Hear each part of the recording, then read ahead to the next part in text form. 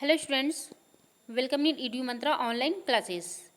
Students, आज की अपनी इस वीडियो में आप सभी को सीबीएसई हिंदी क्लास 9th के क्षितिज भाग 1 की पुस्तक में कवि माखनलाल चतुर्वेदी जी के द्वारा रचित कविता कैदी और कोकिला भाग 1 को व्याख्या के साथ बहुत ईजी तरीके से पढ़ाने वाली हूँ, ताकि आप सभी को आसानी से समझ में आ जाए।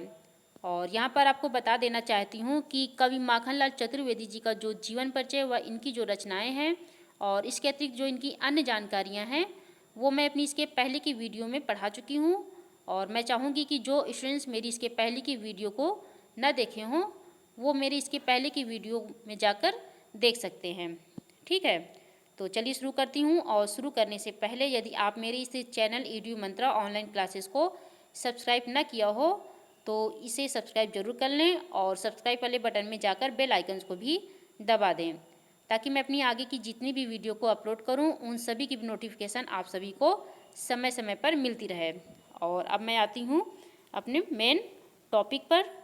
तो स्टूडेंट्स, जैसा कि आप यहाँ स्क्रीन में देख रहे होंगे, यहाँ पर कवि माखनलाल चतुर्वेदी जी की कविता कैदी और कोकिला का सारूपी महत्व दिया गया है।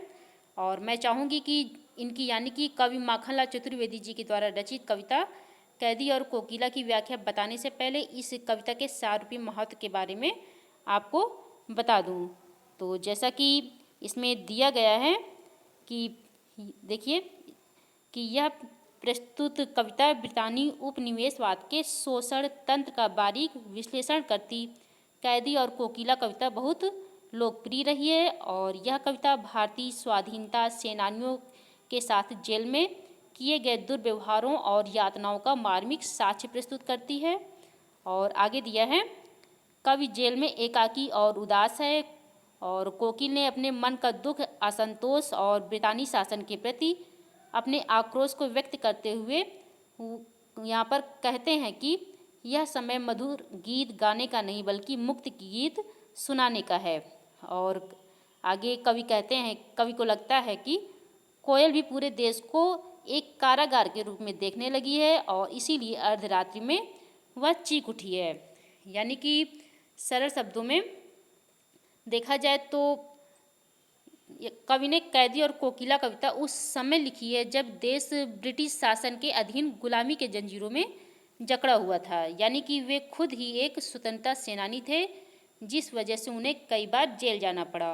और जेल में रहने के दौरान वे इस बात से अवगत हुए कि जेल जाने के बाद स्वतंत्रता सेनानियों के साथ कितना दुर्व्यवहार होता है। और इसी सोच को उस समय समस्त जनता के सामने लाने के लिए उन्होंने इस कविता की रचना की है। ठीक है, और अपनी इस कविता में कवि ने जेल में बंद एक स्वतंत्रता सेनानी के साथ साथ एक कोयल का वर्णन भी किया है। और इसी को देखते हुए इस कविता में कवि हमें उस समय जेल में मिल रही यातनाओं के बारे में बता रहे हैं। यानी कि यहाँ स्वतंत्रता पूर्व लिखी गई इस कविता में जेल में बैठे कवि के रूप में कैदी और कोकिल के मध्य वार्तालाप हो रहा है। ठीक है, और जैसा कि आप यहाँ नीचे इस चित्र को देखकर भी अनुमान लगा सकते हैं कि इसमें कवि अपनी उदासी और पीड़ा को कोयल से साझा कर रहे हैं और वे ब्रिटिश शासन की क्रूरता के प्रति आक्रोशित हैं, जिसे कोयल से साझा करते हुए कहते हैं कि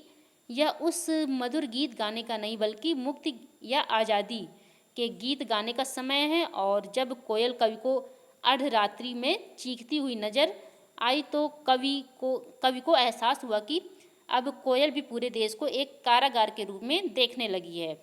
तो ये था कवि माखनलाल चतुर्वेदी जी के द्वारा रचित कविता कैदी और कोकिला का सारूपी महत्व, जो अब आप सभी को अच्छे से समझ में आ गया होगा। और अब आगे इनके द्वारा यानी कि कवि माखनलाल चतुर्वेदी जी के द्वारा रचित कैदी और कोकिला कविता भाग 1, ये देखिए भाग 1 को संदर्भ और व्याख्या के साथ आपको पढ़ाऊंगी।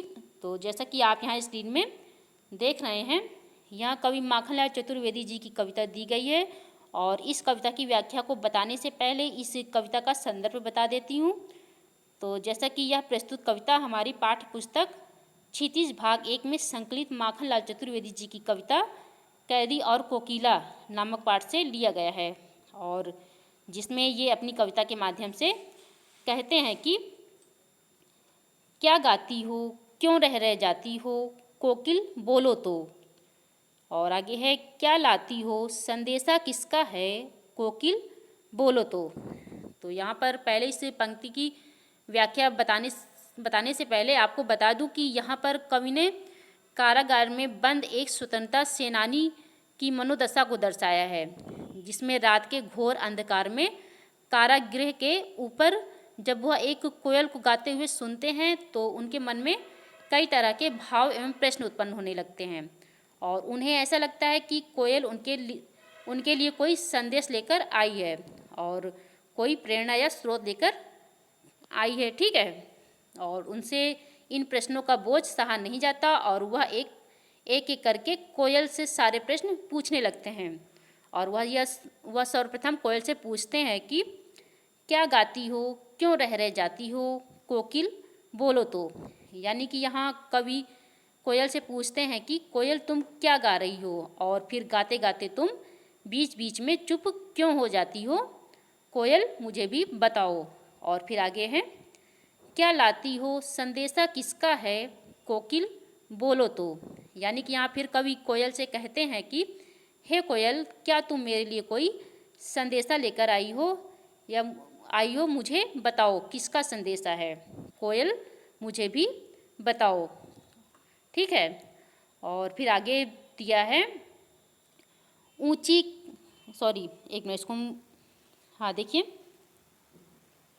ये देखिए, ऊंची काली दीवारों के घेरे में, डाकू चोरों बटमारों के डेरे में, जीने को देते नहीं पेट भर खाना, मरने भी देते नहीं तड़प रह जाना, जीवन पर अब दिन रात कड़ा पहरा है, शासन है या तम का प्रभाव गहरा है, हिमकर निराश कर चला रात भी काली, इस समय कालिमा मई जगी क्यों आली।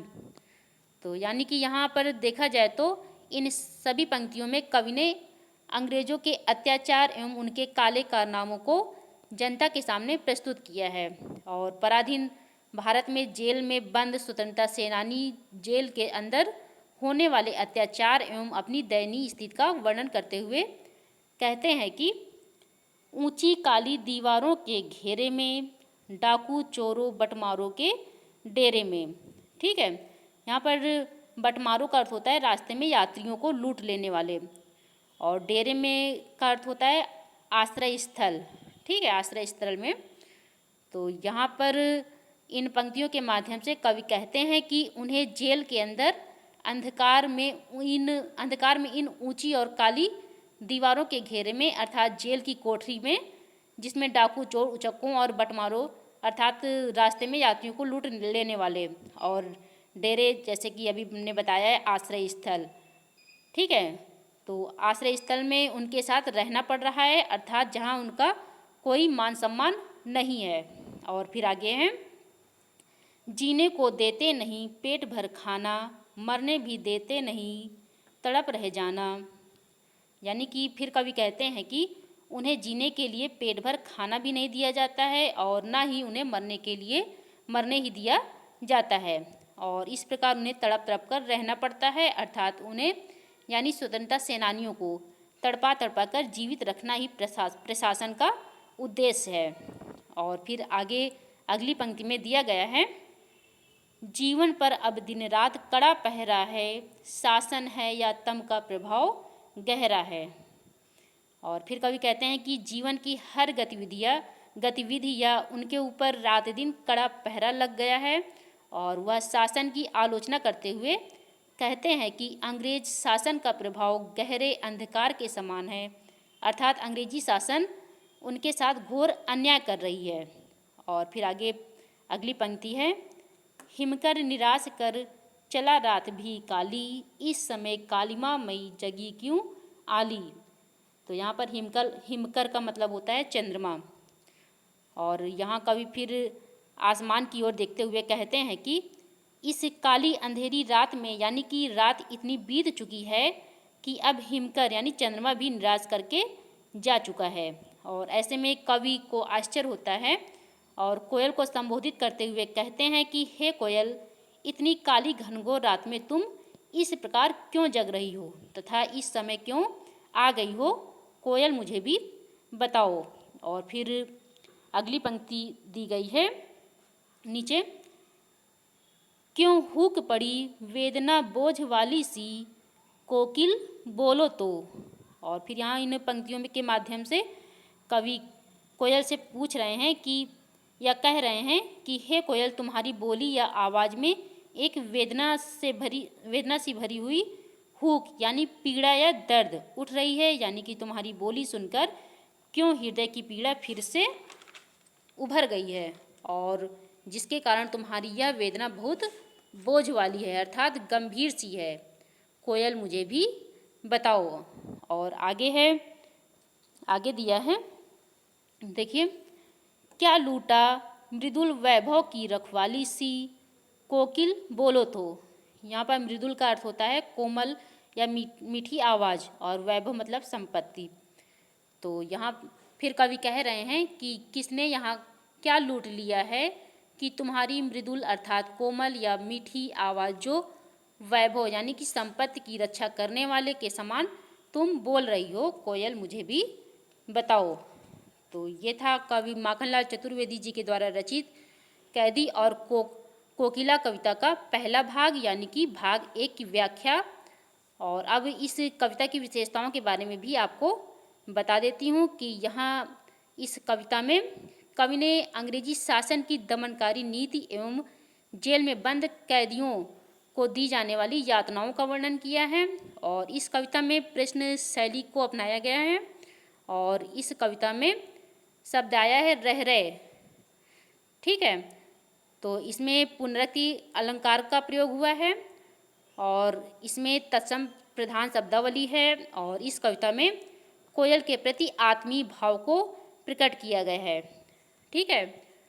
तो ये थी इस कविता की विशेषताएं और अब मैं अपनी इस वीडियो को यहीं पर समाप्त कर रही हूँ और आपको बता दूं कि कवि माखनलाल चतुर्वेदी जी के द्वारा रचित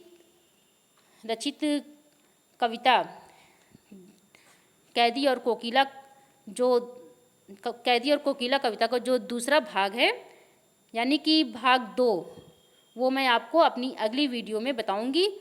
तो स्टूडेंट्स, यदि आप सभी को मेरी आज की यह वीडियो अच्छी लगी हो तो इसे लाइक करें, सब्सक्राइब करें और अपने दोस्तों को भी शेयर करें। Thank you.